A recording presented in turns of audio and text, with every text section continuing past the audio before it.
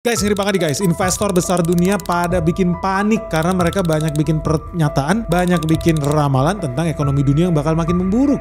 Ya salah satu yang bikin heboh adalah JP Morgan. JP Morgan udah ngasih peringatan nih kalau Amerika Serikat bentar lagi bangkrut dan sedang berjalan nih menuju jurang kebangkrutan.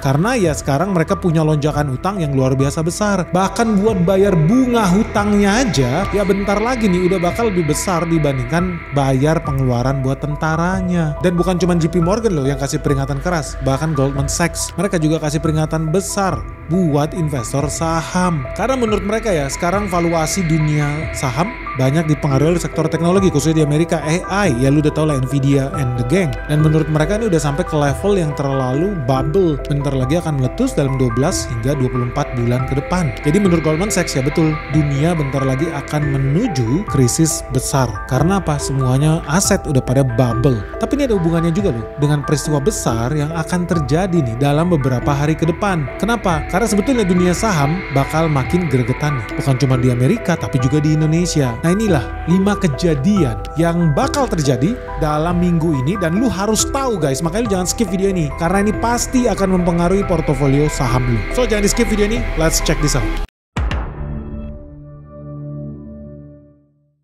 Jadi yang pertama guys, ini yang paling heboh, shutdown di Amerika Serikat. Jadi teman-teman tahu ya, di Amerika Serikat itu nggak kayak di Indonesia. Kalau di Indonesia itu banyak pegawai pemerintahnya itu ya PNS itu adalah pekerjaan yang permanen. Bahkan lu udah mati aja masih bisa digaji jadi PNS di Indonesia. Banyak orang dapat gaji pun nggak pernah masuk kantor. Itulah PNS di Indonesia. Itu udah dianggap sebagai pekerjaan yang pasti, stabil, dan apapun yang terjadi lo dapat pesangon, lo dapat duit. Jadi luar biasa. Nah beda dengan di Amerika Serikat, mayoritas PNS di Amerika Serikat, karyawan pemerintah federal, termasuk sampai negara bagian, itu adalah karyawan kontrak. Yang artinya lo bisa di-cut kapan saja. Besok bisa, 2 detik lagi bisa, 15 menit lagi habis nonton video ini juga bisa lo langsung di-cut. Kenapa? Karena nggak ada yang namanya PNS kayak gini permanen. Sampai mati pun lo jadi PNS, nggak bakal pernah di-cut. Nggak bisa. Di Amerika Serikat mayoritas PNS itu adalah karyawan kontrak. Jadi sama kayak karyawan swasta maupun karyawan PNS, karyawan pemerintah, nggak ada bedanya. Nah, teman-teman tahu ya, sebetulnya udah per awal bulan ini di 1 Oktober, mereka tuh government-nya lagi shutdown. Karena kayak di Indonesia juga, ketika lu mau bikin gaji buat PNS, gaji buat orang kementerian, beli mobil dinas baru kayak di Indonesia, lu mau kawin lagi kan pakai duit negara ya. Nah di Amerika Serikat itu meetingnya 1 Oktober kemarin, itu mereka belum ada meeting of mind, jadi belum ada kesepakatan antara anggota DPR-nya dengan pemerintahnya. So mereka masih terpecah belah soal anggaran, soal budgeting. Akibatnya apa? Pemerintah mereka shutdown, tutup pintu, mati lampu karena nggak bisa bayar listrik, nggak bisa bayar gaji. Dampak yang paling deket sih ribuan karyawan ya, PNS federal itu dirumahkan tanpa gaji. Gila gak sih? Lu disuruh pulang ke rumah tanpa gaji. Lu karyawan White House. Sorry bro, lu memang kerja di White House nih, Gedung Putih nih. Tapi lu gak ada gaji nih hari ini. Mau gak gratis nih? Gak mau, pulang lu. Gak ada duit. Mati lampu White House. Makanya Donald Trump dari kemarin muter-muter aja Asia Tenggara tuh. Kemarin habis meeting di Malaysia, bentar lagi meeting di Korea Selatan. Jadi kenapa? Karena lagi mati lampu di rumahnya di Amerika Serikat. Nah, bukan cuma karyawan PNS yang lagi dirumahkan, gak terima gaji. Tapi juga karyawan-karyawan yang non-esensial. Jadi karyawan-karyawan pemerintah tapi gak esensial. Contohnya kerjaan lu adalah tukang kebun di Gedung Putih, atau kerjaan lu bikin kopi, laundry, kebersihan tapi nggak esensial lah buat pemerintahan, ya lu di shutdown, lu disuruh pulang juga, di cut lu. Dampak yang paling serem sebetulnya ya, karena banyak karyawan-karyawan PNS di situ sistemnya kontrak, akibatnya ya banyak juga ya pensiunan yang sakit-sakitan butuh BPJS atau cairin lah kayak di Indonesia ya, cairan BPJS tenaga kerja, duit pensiun atau masuk rumah sakit BPJS kesehatan, itu ya manfaat jaminan sosial mereka di sana itu terpaksa ditunda. Karena lu mau klaim BPJS gimana? Karyawannya nggak ada bro, udah kena pecat semua, nggak bisa. Lu mau klaim pensiun lu gimana? Nggak ada orang yang pegang. Jadi ini betul-betul dampak yang signifikan dan ini udah berjalan dari 1 Oktober sampai hari ini. Udah hampir 30 hari loh, udah hampir 1 bulan. Ini ngeri. Ini dampak jangka pendeknya aja, banyak PNS yang dirumahkan. Dan lu tahu dong konteksnya, kalau di Indonesia salah satu yang makan gaji duit banyak itu ya gaji tentara, militer. Akibatnya di Amerika sama juga, banyak gaji-gaji tentara yang terpaksa ditahan dan ditunda. Dan lu tahu ya namanya tentara ya gajinya pasti gak gede. Mau di Indonesia mau di Amerika gaji tentara itu tidak besar. Dan mereka pasti bakal menderita nih kalau seandainya gajinya banyak dipotong. Dan yang paling ngeri adalah masalah data guys. Ingat ya, di Indonesia ada Bureau Pusat Skenario. Nah kalau di Amerika ada namanya Badan Pusat Statistik. Nah di situ karyawannya sama-sama PNS. Nah kalau seandainya gajinya nggak ada, mereka juga pulang guys, pulang kampung. ngulek-ngulek bikin gado-gado pecel di kampungnya. Itulah yang terjadi di PBS di Amerika Serikat. Akibatnya data pemerintah tuh nggak diupdate. Kayak sekarang gue sering banget pakai data-data itu, data inflasi, data pengangguran, data lapangan kerja, data industri, data konsumen, itu kan semua ada dan itu diupdate. Setiap detik diupdate, setiap hari diupdate, setiap bulan diupdate. Nggak kayak APBN Kementerian Keuangan tuh bulan Januari hilang, satu negara, Februari hilang gitu. Itu negara abal-abal emang nih, Kazakhstan yang satu ini. Tapi di Amerika Serikat nggak bisa, data lu harus update terus bro. Tetapi karena kongresnya nggak sah-sahin budgetnya buat pemerintahan federal, ya udah cut, pecat semuanya. Nah ini ujung-ujungnya bakal mengakibatkan tekanan ekonomi dan pasti dirasakan oleh jutaan warga Amerika Serikat. Kenapa? Karena artinya negara ambil kebijakan buta, nggak bisa lihat data. Dia nggak bisa lihat data berapa petani yang butuh pupuk subsidi. Oh bahaya dong. Berarti ditahan aja dong pupuknya. Berarti orang bisa telat nanam loh. Padahal lagi musim penghujan, ini momen yang pas. Ini bahaya sekali guys. Jadi data itu betul-betul penting. Makanya bakal banyak nih lonjakan kerusakan ekonomi bagi jutaan warga Amerika Serikat. Lalu apa? Ini juga ada dampaknya buat Indonesia. Dampaknya ke negosiasi tarif sama negara-negara yang lagi lobby nih sama Amerika. Gimana mau nego? Datanya nggak kelihatan. Berapa lu ekspor? Berapa lu impor? Berapa cadangan devisa lu? Berapa nilai tukar lu? Nggak bisa. Shutdown pemerintahnya. Goblok banget. Tapi itulah realitanya negara demokrasi Amerika Serikat. Bahkan sampai London, Perdana Menteri Inggris aja sampai komplain. Ini gimana sih ada negara ngaku-ngaku negara maju tapi bisa shutdown datanya? Mengakibatkan apa? Transaksi internasional jadi tersendat. Kenapa tersendat? Karena orang takut kebijakan Amerika Serikat akan seperti apa. Shutdown, pemerintah aja bisa mati, nggak jalan, nggak bergerak. Apa kita bisa percaya dengan pemerintahan seperti itu? Akibatnya data ekonomi yang penting itu jadi nggak ada. Kita nggak punya pegangan. Akibatnya banyak perusahaan investasi yang nggak bisa gerak. Perusahaan keuangan nggak bisa gerak karena mereka nunggu data dirilis nih. Tapi nggak ada datanya. Siapa yang mau rilis? BPS-nya di-cut. Nah, fenomena ini guys, kita nggak bisa lihat data konsumer, data tenaga kerja, data inflasi, dan lain sebagainya, data industri. Akibatnya ya ini yang dibilang sebagai data blackout. Server dimatikan, nggak bisa bayar listrik guys. Dan akibat hilangnya ya data-data itu, buta nih kita semua nih. Akibatnya para pelaku pasar kehilangan kompas nih, arah nih, buat membaca arah ekonomi Amerika. Dan ini namanya data blackout ini akibatnya pasti menciptakan volatilitas. Volatilitas apa? Ya karena investor jatuhnya cuma bisa main tebak-tebakan. Tebak-tebakan arah kebijakan, tebak-tebakan kinerja ekonomi Amerika Serikat sebulan ini membaik atau memburuk, gak ada yang tahu. Dan ini bakal mempersulit Jerome Powell. Manusia yang lebih sakti dibanding Xerox. Kalau Xerox bisa fotokopi ribuan lembar dalam hitungan detik. Tapi kalau Jerome Powell, wow, dia bisa ngeprint jutaan dolar, bahkan sampai miliaran dolar dalam hitungan detik. So, lu tahu kan, The Fed itu bakal meeting bentar lagi nih, besok nih, akhir Oktober nih, besok mereka bakal meeting. Dan meeting itu akan menjadi pusat perhatian dunia. Kenapa? Karena The Fed bakal mengumumkan suku bunganya di Bank Sentral Amerika Serikat itu bakal naik apa turun. Dan ini penting karena ini jadi titik acuan semua investor di seluruh dunia, termasuk Purbaya pasti melototin itu juga. Gubernur Bank Indonesia juga pasti melototin itu juga. Karena kalau mereka turunin suku bunga, Indonesia jadi punya ruangan nih buat turunin suku bunga lagi. Tapi kalau Amerika Serikat naikin suku bunga, ya mau nggak mau kita harus compete. Karena kalau nggak duit bakal lari ke Amerika Serikat. Orang mendingan nabung dolar kalau bunganya lebih tinggi dibandingkan nabung di Indonesia. Simple. Makanya semua mata melihat The Fed. Karena besok dia bakal rilis soal keputusan mereka mengenai suku bunganya di The Fed ini. Cuman yang jadi masalahnya bakal ada kesenjangan data. Karena data blackout itu akibatnya The Fed bisa jadi mengambil keputusan yang tebak-tebakan. Tutup mata. Ini ngeri banget lu bayangin ya. Ngejalanin pemerintahan tapi bukan pakai kacamata kuda. Baru-baru pakai kacamata kuda. Ini matanya aja nggak ada guys. Karena udah dicabut. Buta. Tapi dia harus ngambil keputusan yang berdampak bagi seluruh dunia. Dan ini betul-betul bikin panik dunia. Sampai Bank of America itu sampai bilang ya, wah udah kalau The Fed nggak punya data. Kalau Biro Pusat Skenario lagi tutup kantor. Semua orang dipecat. Nggak ada lagi kita bisa dapat feeding data yang terpercaya. Oke, ya udah. Nggak usah dirubah. Nggak usah bikin rubah apa-apa. Karena dia bilang apa? Don't change course while flying blind. Ketika lu lagi buta, lu terbang, maksa terus lu merasa, kayaknya belok kiri, kayaknya belok kanan. Bahaya guys. Mendingan jangan change course, nggak usah ganti arah. Maksudnya Bank of America adalah ya udah, lu nggak usah naikin, nggak usah turunin suku bunga. Tapi kalau menurut gua ini adalah permainan cantik dari Donald Trump. Kenapa? Karena Donald Trump itu berulang kali bilang si Jerome Powell ini orang bodoh, orang bego, kakek tua, lambat, tidak bisa berpikir dan harusnya memang dipecat dan diganti. Sayangnya aja dia nggak bisa punya kekuasaan buat lakukan itu. Karena beda dengan di China, Bank Sentral di China itu karyawannya menteri di situ. Kalau di Amerika, Bank Federal itu punya power nggak bisa diganti. Setingkat presiden bahkan ya di dunia moneternya itu. Jadi nggak bisa gampang diganti sama presiden. Luar biasa. Nah makanya Donald Trump itu bikin tweet seperti ini. Sampai di tweet itu lu bisa bilang ya, I really believe that Jerome too late Powell, jadi Jerome yang selalu terlambat bahkan sangat terlambat ini ya merupakan penghalang nih. Penghalang buat apa? Pertumbuhan ekonomi di Amerika Serikat. Kalau di Indonesia penghalang itu banyak guys. Ada ormas gitu kan. Ormas warna merah, kuning, hijau, biru, binuni semua ada. Nah di Amerika Serikat penghalang itu si Jerome Powell ini guys. Jadi menghalangi pemerintahan Amerika Serikat. Tapi ini merupakan strategi yang bagus menurut gue.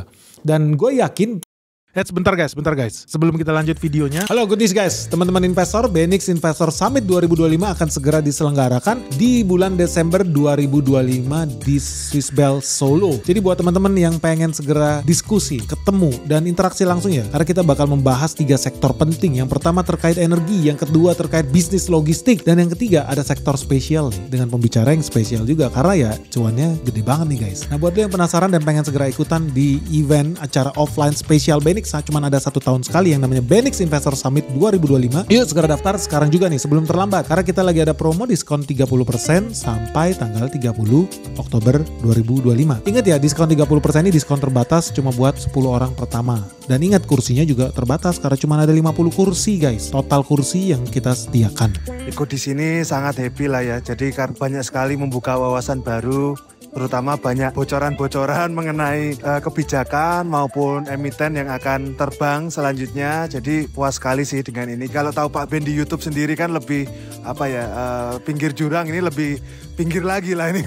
Mengikuti BENIX Investor Summit ini setelah 2 kali, saya mendapatkan manfaat bahwa kalau kita bisa memahami fundamental atas perusahaan dan forecast untuk perusahaan kedepannya, kita pasti akan mendapatkan hasil yang jauh lebih baik. Dan itu yang saya rasakan selama setahun ini. Dan saya harapin kalau untuk BENIX Investor Summit 2025 diadakan, saya pasti akan ikut lagi.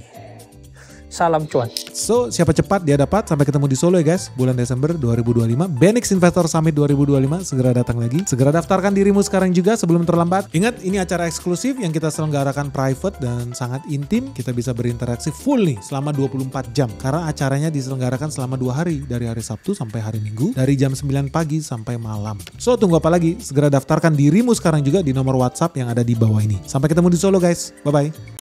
Dan gue yakin bakal diturunin. Kenapa? Karena Jerome Powell gitu-gitu juga takut sama Donald Trump. Dia udah lihat salah satu kolega dia itu ya bentar lagi masuk penjara nih karena dilaporin polisi sama si Donald Trump. Yang jadi masalah begini guys. Kenapa ini penting buat investor saham ketahui ya? Sebetulnya Jerome Powell itu bukan dalam posisi buat nurunin suku bunga karena inflasi di Amerika Serikat masih di atas 3%. Target inflasinya Jerome Powell itu 2%. Artinya mereka nggak boleh nurunin suku bunga. Justru mereka tuh harusnya naikin suku bunga supaya inflasi berkurang. Ini jadi dilematis nih situasinya buat si Jerome Powell.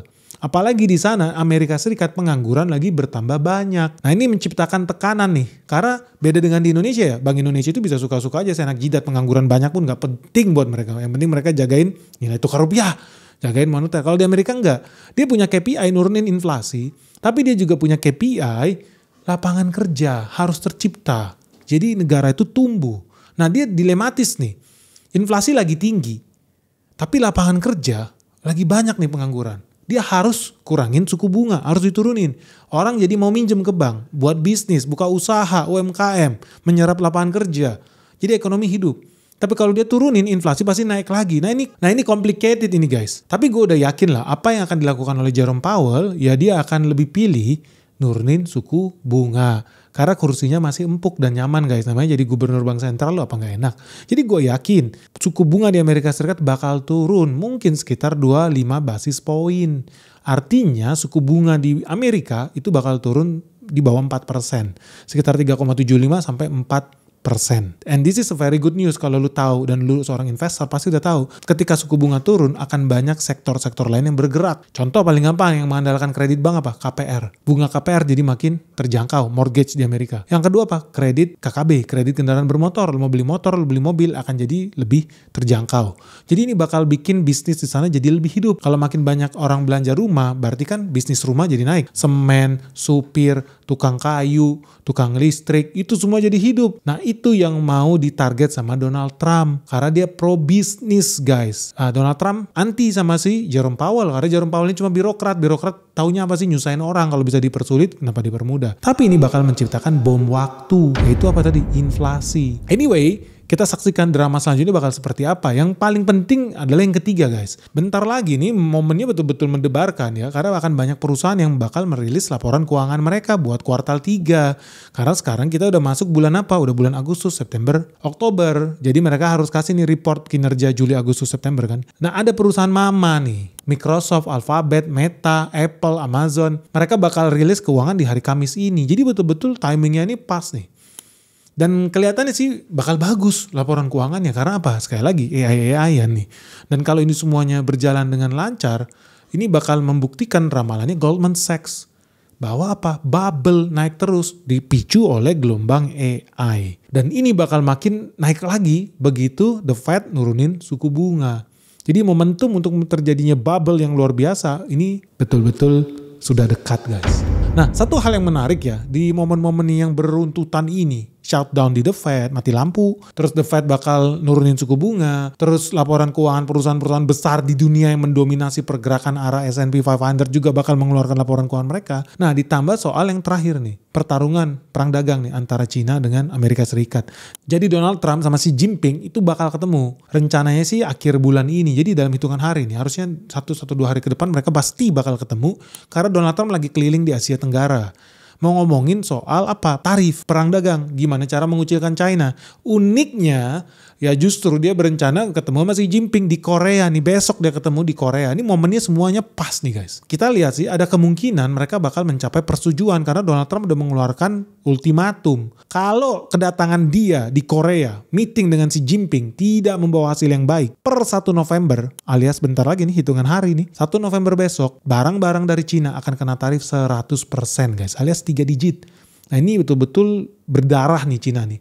Ancur-ancuran nih. Tentu ya lu sebagai orang Indonesia lu berharap Donald Trump itu benar-benar kasih tarif 100 bahkan 200, 300, 3000% bahkan. Supaya apa? Supaya makin banyak pabrik-pabrik di Cina pindah ke Indonesia, buka pabrik di Indonesia, menciptakan lapangan kerja di Indonesia.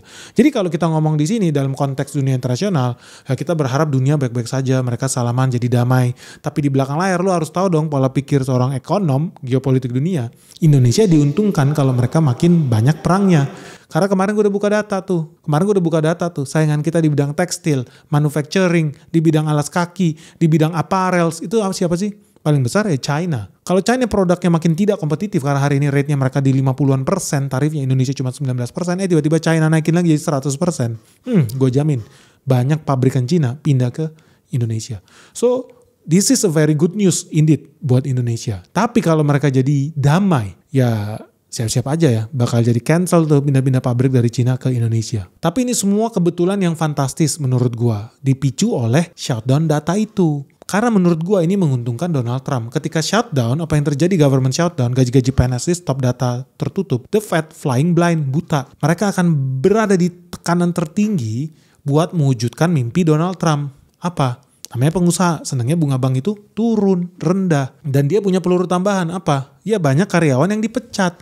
Pengangguran-pengangguran itu, PNS-PNS yang di-cut itu, diperkirakan ya berdasarkan data dari Kongres Amerika Serikat. Setiap 1 hari Amerika Serikat shutdown pemerintahnya, itu akan hilang 750.000 lapangan kerja. Jadi kalau 2 hari akan hilang 1,5 juta lapangan kerja. Karena dipecat terus, nambah terus jumlahnya orang yang dipecat ini. Jadi lu bisa bayangkan 750.000 tenaga kerja cut setiap harinya. Dan total ya nilai kompensasi yang harus dibayar yaitu lebih dari 400 juta dolar guys oleh pemerintah federal.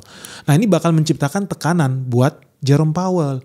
Karena kan dia punya tugas menciptakan lapangan kerja. Tapi karena dia nggak becus, ya at least menurut Donald Trump, yang terjadi apa? Oke, gua cut ini semua 750.000. Itu menciptakan tekanan buat Jerome Powell nurunin suku bunga. Jadi pintar nih permainan politik Donald Trump nih. Dia memanfaatkan perseteruan di Kongres untuk kepentingan pribadi dia. Bahwa apa? Dia bisa kasih tekanan yang natural kepada the Fed buat nurunin suku bunga. Karena lapangan kerja betul-betul hilang. Banyak pengangguran tercipta. Mau gak mau the Fed harus nurunin. Walaupun kalau menurut dogmanya the Fed, kalau suku bunga di atas 2% itu inflasi lagi tinggi. Dia harusnya nahan atau bahkan naikin loh suku bunga di Amerika Serikat. So gimana buat teman-teman investor di ISG? Lu bakal siap gak dengan gegap gempita ini? dengan berita-berita yang luar biasa. Wow, ada kabar baik, ada kabar buruk. Tapi satu hal yang paling menegangkan adalah buat IHSG. Gue yakin ya, bursa efek di Indonesia bakal tertekan. Karena selain prahara yang terjadi di Amerika Serikat, prahara perang dagang antara China dengan Amerika juga, ya kita ini juga lagi berada dalam